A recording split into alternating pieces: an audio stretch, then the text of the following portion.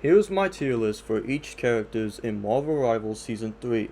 Now, before we get started, I just want to let everybody else know that these are just all of my opinions and experiences from all the games I've played, each characters that I've played or played with or against, and none of these opinions should be taken to be forged as your own. Anyone is obligated to their own opinions. These are just mine. With that being said, as you get, what the heck?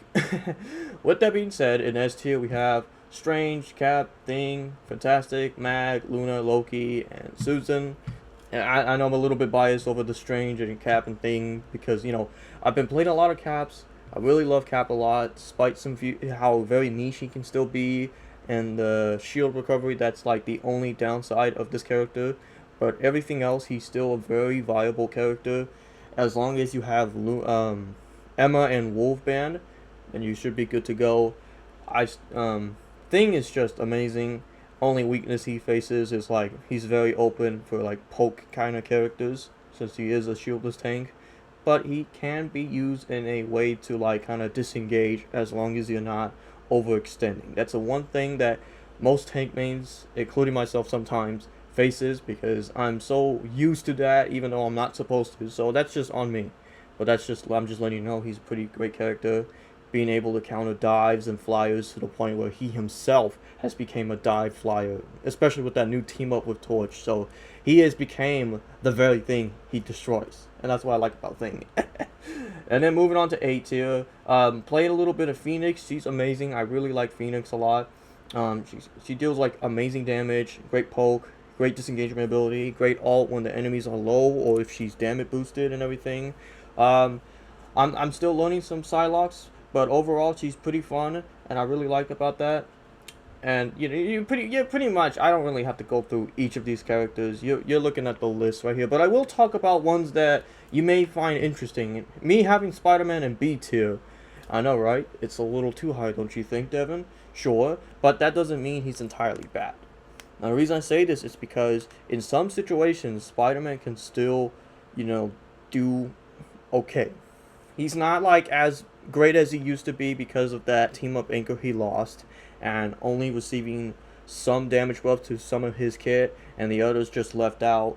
But that doesn't mean he's not as viable as it used to be, especially when all you have to do is just manage your cooldowns, find out combos that you can make with. Yes, most of his combos require you to use up his entire kit, which is unfortunate, but sometimes it's all about like cooldown management, and it's really just all about when to engage or disengage. The only hard part is when the teams are too close and they get constantly getting heals or peels, then that's where Spider-Man kind of sits in this really bad spot where he's just kind of useless and he doesn't really work there. But if the team is more like a disorganized team that lacks awareness, communication, or mainly because they're just so separated, then that's where most divers like Spidey have a better chance at getting picks, and that's why you see Iron Fist and BP in the same place too, because these characters work great against disorganized teams. So they're more like a middle ground type characters. They're 50-50. They're just like sometimes they work depending on this team's position, other times they don't. So that's why I have them in the B tier. They're not entirely bad, but depending on like the team's awareness and how they coordinate their place and attacks, you might have a tough time. And same thing with like these three, like Venom, Thor, and Hulk. Thor, who's not exactly a dive deep. He's not really a dive character, but his momentum almost says it that way. But it's not something that should be treated as such because his momentum is not as great as like Venom and Hulk or Cap even. He's more like a pressure to the front line, but he also can act as a great peeler for the back line. He is what I would say is a far more versatile DPS tank. And he's not entirely bad. You can still do decent with him if you know where to be in place. It's just very hard for characters like Thor to know where exactly he needs to be. If he's not meant to frontline or if he's not meant to backline, then how do you play Thor? That's really up to you to decide that. But most of the time, Thor is just made to be everywhere at once, and that's what I like about Thor, is that he just gets to be everywhere he wants. I mean, that's the whole point about tanking, is that they're meant to take and create space, and the way Thor does that is very unique. He's just all over the place. And so that's just kind of like how some tanks work. They take up space, but the way they take space, that's what we really think about. And then I want to talk about. Yeah, but you already seen this, all right? You already seen this right here. I don't know if you can read that. Yep. There's not really much to say about Wolverine, other than the fact that this man has just remained unstoppable for quite a while. I mean, yes, back in season 0, he didn't really stand out the most. He just didn't really have that much going on, and until like season 1, where they kind of like cleaned him up a little bit, and then that's where he became like one of the most banned characters, along with Storm and I believe Bruce. And then 1.5, he kind of cooled down a bit when the Thing was introduced, but Wolverine still kind of remained pretty good. And then from some seasons later, Wolverine, he just remained uncontested. And now this season, he's like insane, like with the new team up with Phoenix, where he gains like lifesteal and like overtime damage to the enemies. It's insane. But aside from all that, even though his primary targets are tanks, he still serves the problem to everybody. Especially when just kidnapping people, especially with his ultimate that he gets so quickly because of how much damage he deals. That's the percentage max health damage that he got. That's like his passive. And when he gets that, he is able to lift everybody up, slam them down, and they're just all dead. They're all dead. Now, maybe characters like the Thing and Emma in her diamond form will be fine, but not every game of people wants to play a Thing and Emma, especially if one of them or both is banned. Which, for Emma in this case, Emma has been getting banned a lot, and sometimes Thing, even though I wouldn't say personally he's a worthy ban, but if you're really like sick and tired of seeing the Thing, especially if you're playing Dive, then I guess ban him. But for most of the times, those two are the only ones that can really survive against Wolverine. Even though for Thing, he could still get shredded, but he can't get moves. That's like the only plus side. But regardless, Wolverine still is like a prevalent issue to not just tanks, but a lot of people. And I'm only saying this just because of this weird argument that people make where, like, for example, people say, well, think of banning BP for supports as banning Wolf for tanks. Which is honestly a ridiculous argument, because for BP, his primary targets are obviously the supports, but only mostly the supports, because I'm sorry, I'm stuttering crazy. While he does deal a high burst damage, that's only applying to squishies, such as DPS and supports, right? Against tanks, that's like nothing. Especially with characters like Thing, Emma, and maybe even Groot, that can just stop him. Groot's walls just blocks him. The Thing slows him down. Emma Frost chokeslams him.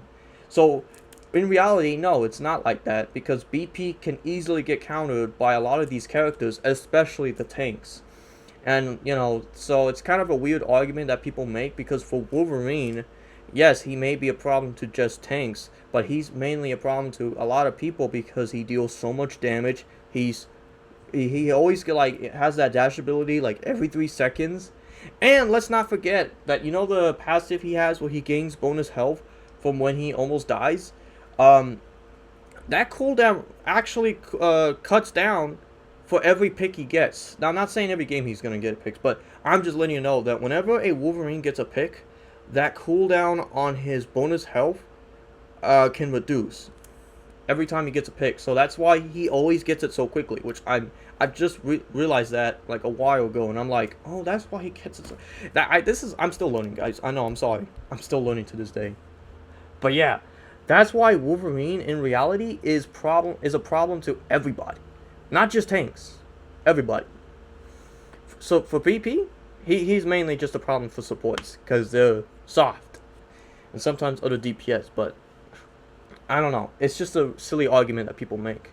But if you're really having problems with BP and you don't want to deal with him, then I guess you could ban him. But I'm just letting you know that if you're going to ban him, then you better be ready for other dive characters or other brain dead characters, because they serve just as much problem, if not worse. But hey, I'm just letting you know. And last thing I want to talk about is, the elephant in the room. Listen, I don't like degrading people for who they play. If you do great with Jeff, if you like Jeff, same with Wanda, that's good for you. I just personally don't see any worth in these two, in my opinion. Wanda's kit is kind of like whack. Yeah, she's like semi-annoying. She used to be really annoying at the beginning of the game. But then, like, over time, it just comes to the realization that she's not as strong as I thought she would be. And I think I'm at a point where maybe she just needs a rework or something like that. I don't know. Right, like, rework her kit, rework everything about her, like, completely change his character, because I don't feel like she's serves any form of value or just fun. Yeah, sure, the team up with Strange is nice and everything, but that's all about of her only worth. And not a lot of people play Strange, well, except me, which, hey. But overall, that's really not like. And her ultimate, which, yeah, may be the strongest, but also the most easiest thing to avoid if you, like, just look at her, stun her, CC her, kill her, all that kind of stuff. So it's, like, really easy to avoid that unless she, like, comes out through a portal, or, hypothetically speaking, if the whole team was, like, stunned and CC'd by a Strange ult, a Thing ult, or just pretty much like, or another example is if a mag were to bubble her in her ult, then you might have a hard time. You know, that's where you're gonna like have to block or back away, and if you don't, then you can still die to it. But 90% of the time, it's really avoidable. Now for Jeff, for Jeff on the other hand, lately, especially lately, has not been serving any form of value in the high ranked games lately, because of how, like, his heals are okay, but it's not as efficient as the rest of the supports, or how his mobility and survivability is kind of weak. And I'm not saying like because of after the changes. I think the changes ever since 2.5 is okay. And, he's more viable to be a main healer rather than DPS. I will say DPS Jeff was insane back then. But you would have to work that out in a triple support comp. And his ultimate, which like is great to swallow a bunch of enemies, but that also swallows your team. And the reason that can be an issue is sometimes, like, say if it's like the overtime and you accidentally eat your whole team, essentially making the whole team C9, or in hypothetical situations where intentional throwers will pick up this character, eat the whole team, and spit them out. And that's something that really makes a lot of people mad, is because of people that does dumb stuff like that. And I think, honestly, this is going to sound like an extremely hot take, and I don't think they're ever going to do this, but I kind of wish at this point they should make it to where you can no longer swallow your team. I said it. I know that sounds crazy. I know that sounds crazy, but I'm just at a point where I'm just going to say it. You should not be able to eat your own teammates. Just take that ability off and make it to where it can only eat enemies. I'm just saying. Because I'm sick and tired of my Jeff mates just eating me up, C9ing us, and they forget to spit us out, and it's like really frustrating. So at this point, just take it off, and maybe the ult will be a little bit viable. Maybe make it to where it can like heal you still, because that's the only good thing about it, but even then I don't want to be eaten. I would rather it does something else than just like eat you, and your Jeff just either forgets to spit you out or intentionally does that out of like a way to throw the game, out of hatred, out of anger, out of for the love of the game or whatever. I don't know. And you know what? Another thing about his ult, if they gave him like maybe a bonus health, for every time he swallows enemies, that will like have a better chance for him to survive. Because every time he eats enemies and the enemies are focusing on him, he immediately dies. Depending on how much you eat. If you eat like the whole team, you should be good. But I'm saying that some situations there's gonna be enemies that remain out of the ult, and they're gonna have to look at Jeff to stop him from taking the team off the map. But they should at least grant him some bonus health every time he does that. I don't know. I'm just saying, if they like make it in a way to make Jeff's ult or Jeff in general viable in these games, then maybe he wouldn't be a throw pick. Maybe he actually somewhat be decent.